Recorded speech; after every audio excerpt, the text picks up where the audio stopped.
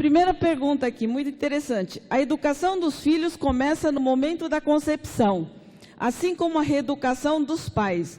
Você concorda? Ora, não podemos esquecer que se a educação dos filhos começa na concepção, os pais também foram filhos, são filhos, dá tudo no mesmo, na continuação. A educação de um se reflete na educação do outro, se reflete na educação do outro. Dá a impressão, como eu disse há pouco, que os pais caíram de paraquedas, que eles nunca foram filhos, nunca estiveram nos ventres de suas mães. Não, é tudo uma sequência, é uma cadeia. Por isso é que aquilo que a gente aprende, a gente repassa. Aquilo que a gente influencia. Então, se para que os filhos sejam bem educados, os pais devem ter uma nobre educação, obviamente que esses pais receberam essa nobre educação em algum momento, de outros pais que receberam em algum momento, e as coisas, a cadeia vai sempre andando, sem nenhum problema. Bom, Raul, na minha opinião, de quem escreveu, claro, né?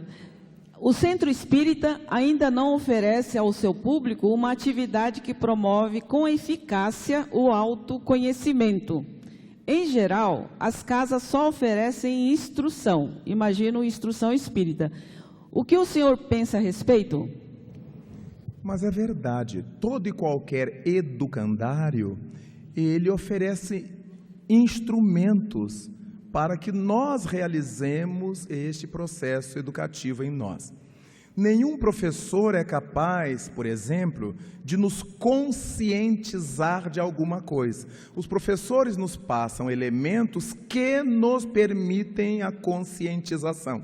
Por isso é que Maria Montessori trabalhava pela autoeducação da criança. Porque se nós pararmos bem, somos nós que nos educamos, porque os pais recomendam aos filhos, aconselham os filhos, e esses filhos só farão se quiserem.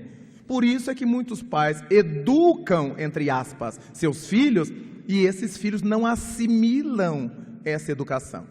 O que fez Allan Kardec indagar no Livro dos Espíritos, na questão 582, 583, se os pais que cumpriram seu papel junto dos filhos, e mesmo assim esses filhos se transviaram, se eles, os pais, são responsáveis. E o Espírito de Verdade diz que não. Se os pais fizeram tudo o que lhes cabia em prol desses filhos, e os filhos mudaram de rumo, a responsabilidade é deles, porque eles têm livre-arbítrio. Eles são indivíduos. Por isso falamos que eles não podem ser tidos como tábula rasa, como uma peça em branco. Eles são seres com uma bagagem. Muitas vezes a educação que os pais desejam transmitir-lhes ou proporcionar-lhes, eles assimilam bem e crescem, outras vezes reagem o tempo inteiro e não assimilam. Daí, o Centro Espírita passa informações, nos dá conceitos, nos passa conselhos dos Espíritos, como os pais aos filhos o fazem. Mas cada um de nós é que vai absorver na medida de seu interesse ou de suas possibilidades. O Centro Espírita não pode, não consegue transformar as pessoas que não se desejem transformar.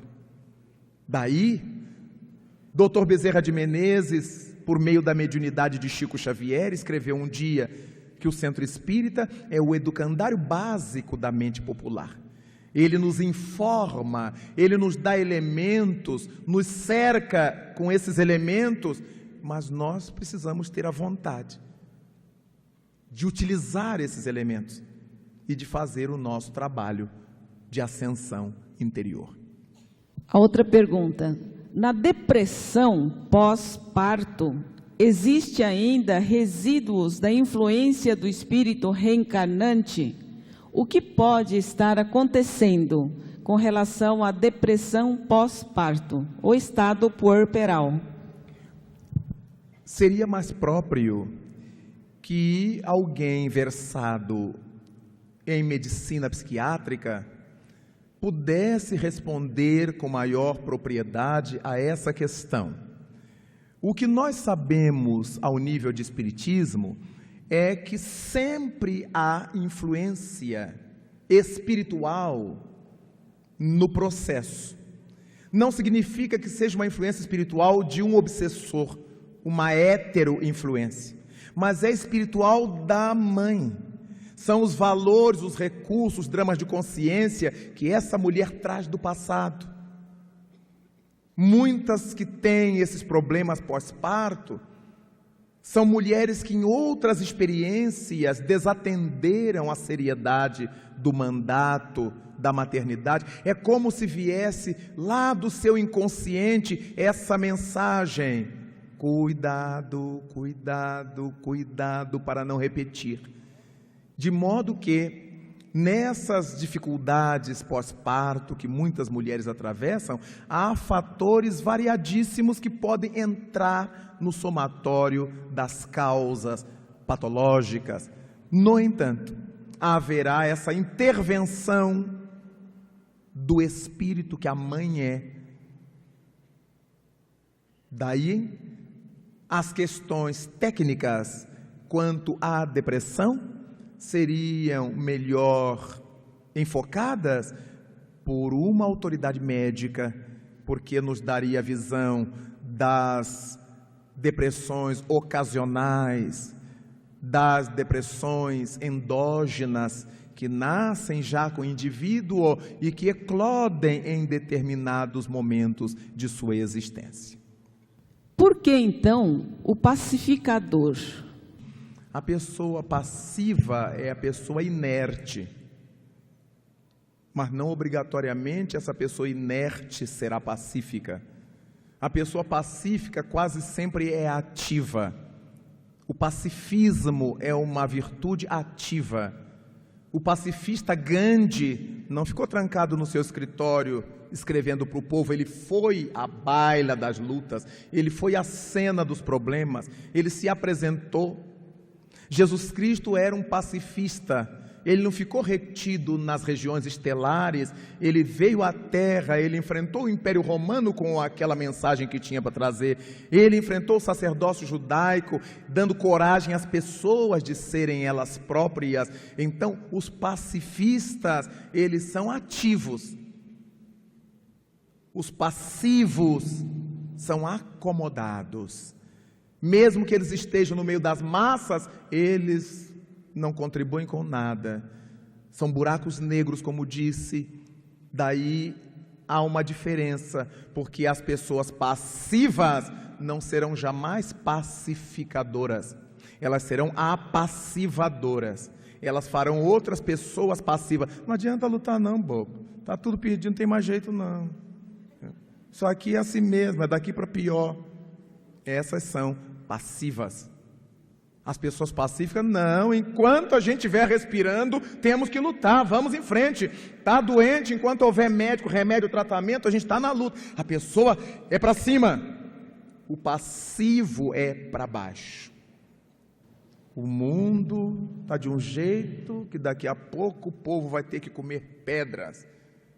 Aí o pior passivo pessimista dirá: eu tenho medo que não haja pedra para todo mundo. Porque há sempre um jeito de piorar. Essa passiva faz nada. Não misturemos. A pessoa pacífica, ela sabe o valor da paz e ela sai em campo difundindo a paz, difundindo os princípios da paz. E a pessoa passiva, ela cruza os braços, quero ver quem é que tem coragem de fazer. E duvida dos outros. Nós, em grande número, somos pessoas passivas. A gente fica assistindo pela televisão, esse mundo está muito ruim, está muito violento. Esse mundo, parece que nós vivemos em outro. Parece que aquilo não é conosco. Esse mundo está muito violento, as pessoas estão muito violentas. Que pessoas, cara pálida? Nós somos violentos. Nós estamos violentos. O passivo, ele não se inclui. O problema é dos outros. Eu sou uma vítima. Nos centros espíritas, quantos dirigentes assim? Eu trouxe o orador para falar para vocês. Ele já não precisa. E a gente vai lendo nos discursos dos passivos a sua condição interna de pelejar. Nós estamos aqui com o nosso companheiro, vamos ouvi-lo, o líder sempre se inclui. E a gente vê a pessoa que não é líder quando ela não se inclui, ela diz que é para os outros.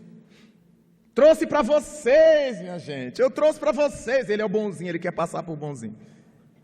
Ele é que trouxe para vocês.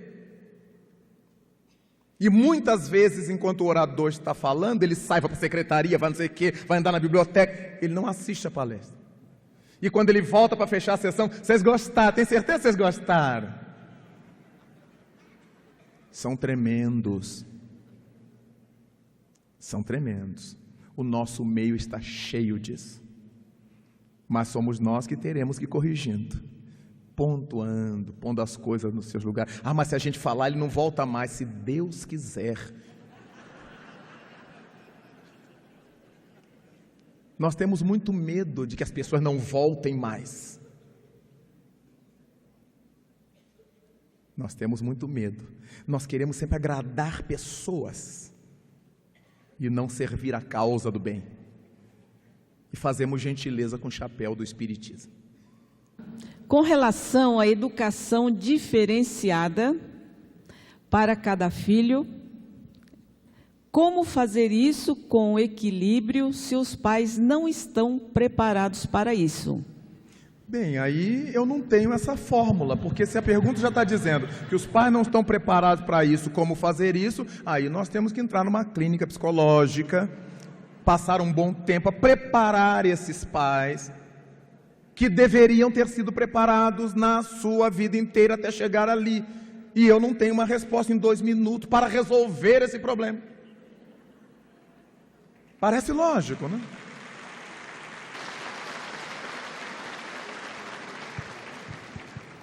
Há situações complexas que se tem que buscar uma ajuda externa. Se eu me dou conta agora com 2, 3 filhos ou 1, que eu não sei como lidar com os filhos, vejamos, eu não tinha feito previamente aquele trabalho do autoconhecimento. Eu quero ser pai, eu quero ser mãe, mas eu sinto que eu vou ter dificuldade em determinados pontos. Na hora que meu filho teimar, eu tenho uma tendência violenta, ou eu tenho uma tendência a ceder, a gente já se conhece. Daí muitos maridos dizem para as esposas, olha, nessa área você cuida, tá? Porque eu não sei. Ou às vezes a mulher diz para o marido, olha, quando for nessa área é com você, porque eu não sei. Quando existir esse entendimento entre o casal, ainda se consegue fazer uma educação de melhor qualidade. Mas quase sempre nos lares, os casais disputam os filhos. A mãe diz uma coisa, o pai vai e desdiz. O pai diz uma coisa, a mãe desmente, na frente da criança. E a criança fica inseguríssima. Porque o pai diz uma coisa, a mãe diz outra.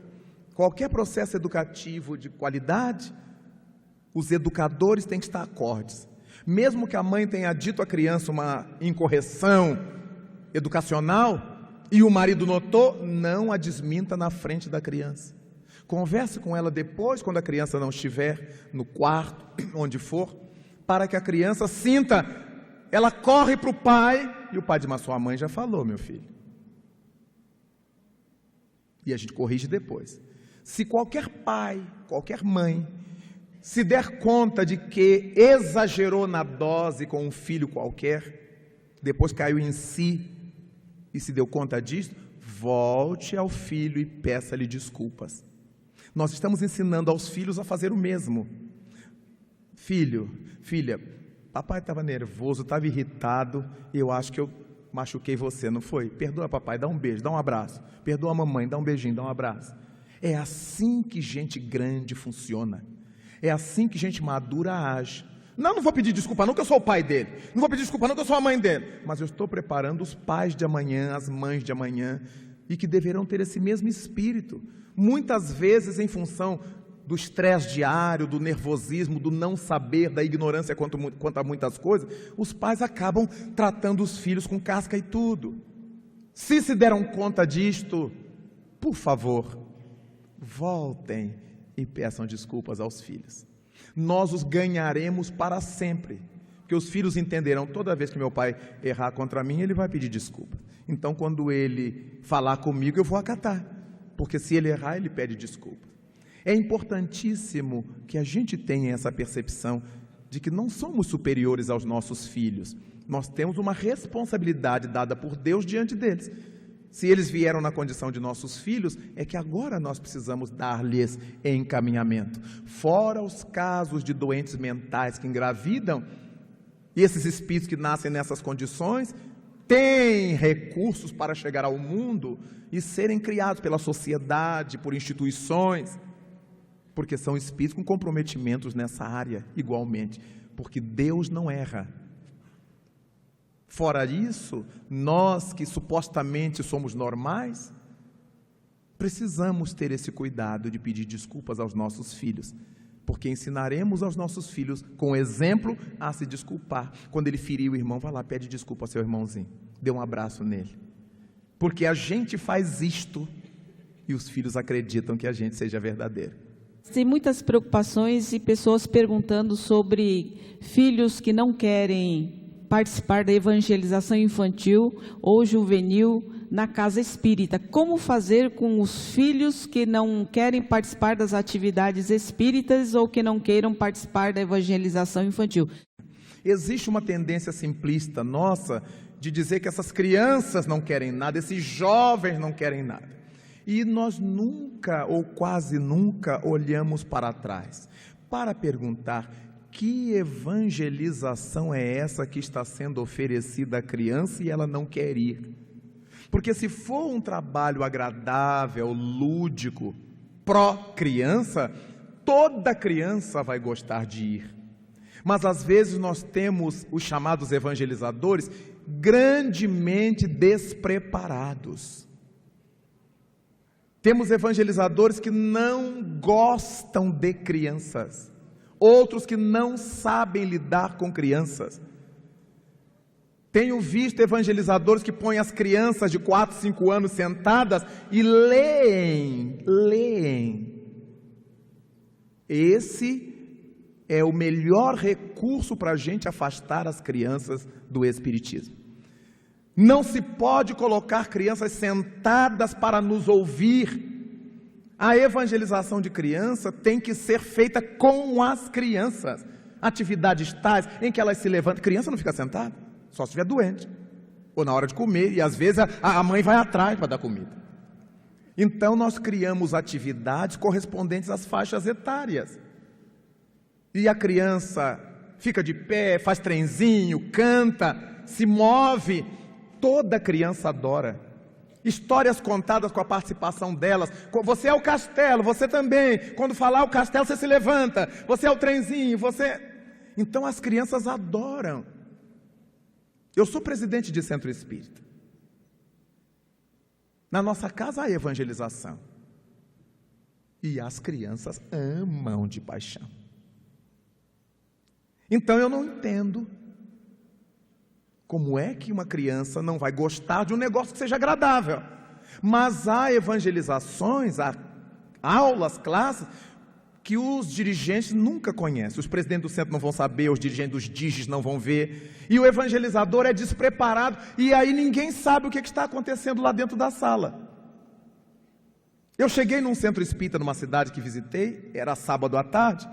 Eu fui para uma reunião com dirigentes que iam se reunir ali. E fui passando pelo corredor onde havia as salas de evangelização e escutei uma algazarra, uma gritaria. Eram crianças de 6 anos, 7 anos, mas uma gritaria. E eu olhei assim pela porta entreaberta. As crianças estavam subindo literalmente uma nas outras, nas cadeiras. E aí eu olhei pelo basculante.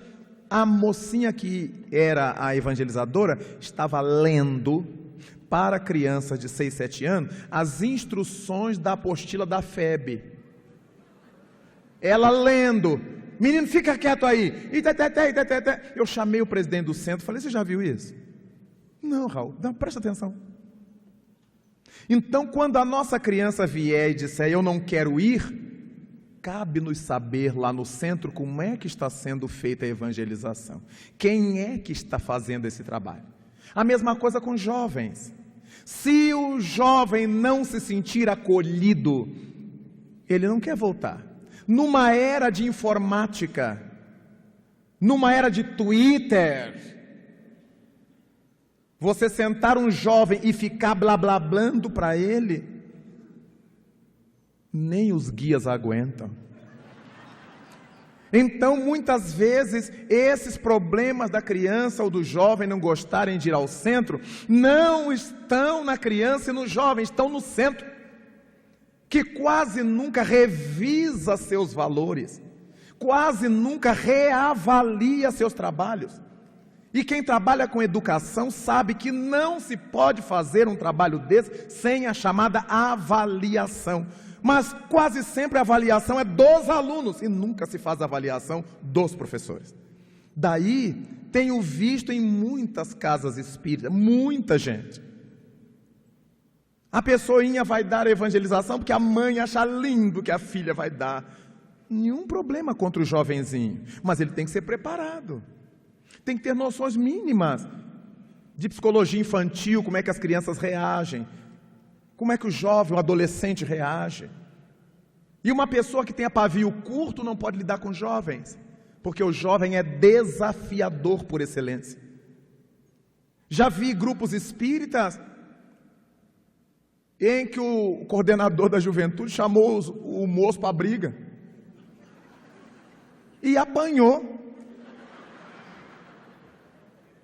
Porque o garoto fazia judô, jiu-jitsu, karatê, maculelê, sei lá o quê, né? E deu uma coça no dirigente. Esse é um problema muito comum. E há, sem dúvida, as exceções. Espíritos rebeldes, que pode ser da melhor forma o trabalho da evangelização, que eles estarão sempre contra. Uma de minhas amigas de minha cidade, que é psicóloga, tinha um menininho, à época que eu estou narrando, ele tinha 2 anos para 3, e ela, que sempre foi espírita de família, levava-o para o centro espírita. Na família dela, mãe, avós, bisavós, todos eram espíritas. E o menininho gritava, quando ela dizia, vamos lá falar com Jesus, centro espírita. Jesus não, mãe, igreja, a igreja. Ela dizia, nesta, meu filho, você nasceu meu filho, você vai para o centro espírita. Igreja, mamãe. Tá bom, meu filho, ia para o centro espírita. E quando chegava lá, ele se entretinha com as outras crianças, ficava feliz. Mas toda semana era aquela história, igreja. De onde é que viera aquela criaturinha? De outras experiências religiosas. E isso ocorre. Então, no mais recente livro que a nossa editora publicou, de Dona Benedita Maria, minha mãe, ela escreveu um texto notável sobre a evangelização em casa com as crianças. Porque às vezes os pais querem fazer com as crianças aquela coisa cerimoniosa, todos assentados em volta da mesa, e a criança pinta e borda, enlouquece, sobe na mesa, derruba o copo d'água, e é aquele carnaval. E a Dona Benedita diz, não, o Evangelho é uma mensagem que a gente respira, no carro, na viagem, no hotel, na sala, onde estiver. A mãe chama as crianças, vamos ler aqui, lê aí você, conta a história para a mamãe, como é que foi? Sem nenhuma cerimônia, agora a prece inicial, agora a leitura inicial. A criança enlouquece. Isso é com adulto, gente. Com a criança a coisa é mais informal possível, sentado no sofá, ela está com os pés para cima, mas o que você entendeu da historinha? O importante é o que fica na cabeça. Ela não aprende evangelho com as pernas. Menino, senta direito. Mas aí a criança não senta direito. Então não pode ter evangelho porque a criança não senta direito. Esse sentar direito ela vai aprendendo com o tempo. Mas criança faz miquice o tempo todo. Mas ela canta a musiquinha e a mãe canta de novo, canta para o papai. A criança não tem ideia de que está introjetando aqueles valores através da melodia, através do brinquedo. Quando ela vai crescendo, aquilo está na mente. Nicodemos visitou Jesus, que lhe disse com muito amor: necessário é nascer de novo para ver o reino do Senhor. A criança canta isso dezenas de vezes e não entende Nicodemos, Senhor, reino. Mas depois ela vai se dando conta de que fez o aprendizado quanto à reencarnação. Como nós aprendemos na escola básica a cantar o hino nacional, e a gente aprendeu, mas não apreendeu. A gente não sabia, o hino nacional é escrito em ordem inversa. Um menino chegou para mim e disse: tio, eu sei cantar o Virundum. Eu digo, não conheço. O Virundum, tio. Eu digo, mas não sei, meu filho, o tio é antigo, canta aí o Virundum. E ele diz: o Virundum Piranga, o Virundum. O Virundum era o hino nacional. O Virundum. Eu digo, que assim seja, que lindo o Virundum. Não corrigi ele, não. Porque ele ia ter tempo para isto. O outro menino do nosso remanso fraterno disse: tio, você é CB, tio. Eu digo, o que eu sou, meu filho? É alguma sigla, alguma coisa que esse menino assiste em tudo? CB. Diga para o tio o que é CB. Sangue bom. Eu digo, tá bom, tio. Ótimo, adorei esse CB. CB. Sangue bom. Então a gente vai verificando que a criança, ela tem outras estruturas diferentes da do adulto. Vamos ter mais carinho com a criança. Em casa, o horário do nosso evangelho não é uma coisa enlouquecedora. Não, porque os espíritos estão aqui. Eles não são neuróticos como a gente. Na hora que a gente puder, a criança está dormindo, tem que acordar para fazer o culto. Não, gente. Uma coisa light. A gente ensina as crianças brincando com elas. Põe o filmezinho na televisão. E o que você está entendendo? O que você acha do que a bruxa fez? E nós estamos ensinando o evangelho. Ensinar o evangelho não é ler o Novo Testamento. Ensinar o evangelho é ensinar a viver. Daí, nós estamos perdendo muito tempo engolindo moscas, porque nós queremos a coisa num formalismo de adultos para a fase lúdica da criança. Vejamos que aqui, em todos os momentos em que os companheiros se apresentaram, nós estamos falando de coisas graves e sérias, com espírito de relax. A gente ri, a gente brinca, a gente fala. Onde está o desrespeito a Deus, a Jesus, ao Espiritismo? Agora, ninguém viria para cá para contar piadas chulas, que aí é fora de foco. Há muita gente fazendo isto, mas não é a proposta do Espiritismo. Nós agradecemos profundamente os seus ensinamentos. Parabéns por essa atividade, sua participação brilhante, não é verdade? Só gostaria de fechar este nosso seminário dizendo-lhes que todos esses esforços que nós vamos empreendendo, nós, vocês, todos os espíritas que têm a consciência do nosso papel, do nosso trabalho, é no sentido de ir diminuindo gradualmente essas sombras pesadas que vão se abatendo sobre nossas sociedades e nos encontrando inermes. Nós que conhecemos essa proposta tão grandiosa e luminosa do Consolador, ficamos de pés e mãos atados diante desse mundo atrapalhado que está aí. É hora de nós sairmos em campo, de levantarmos bem alto essa bandeira, como propõe o Espírito de Verdade. E nesse amai-vos e instruí-vos, realizar o nosso trabalho de divulgação espírita, sem dúvida, mas de vivência espírita, indubitavelmente. Muito obrigado.